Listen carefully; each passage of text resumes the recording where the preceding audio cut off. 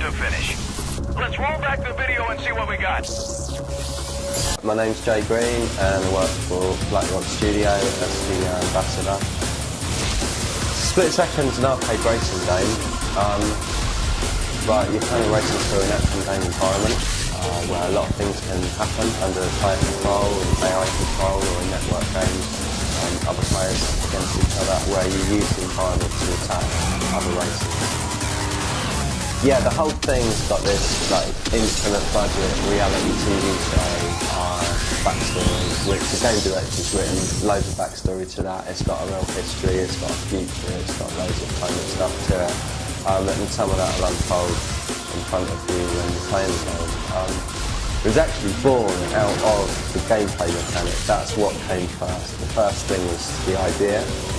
And then we pitched that idea that we wanted to do that to Disney Interactive, and they went, okay, but make us a proof of concept build, which we always do that to prove it works. So we did that with simple kind of prototype power plays in it, and we got that working as an 8-player network game fairly quickly. It was definitely good fun, and we just had to work out why on earth this was all going on. We figured that made some degree of sense. It was a giant budget TV show, but the idea really and the gameplay was what was born first, and then the kind of setting came later. The tracks in Split Second will take a car out of an arcade racing game and put it in a AAA action game and try and come first against the rest of the pack. That's how it operates. So it's a racetrack. It's a simple arcade racing game environment, but it moves around. So if you've got power plays that will move dynamically around, and you'll need to use your timing reactions to avoid those or to hit other players with them successfully. But the route changes will actually change the shape of the racetrack, and the rules on Split Second are that every lap is different. We have that written up around the studio on big boards and stuff. Every lap is different. So if you've got a 3-lap race, then you'll have the ability to change every single lap of that race at least once using a route changer. So a power play.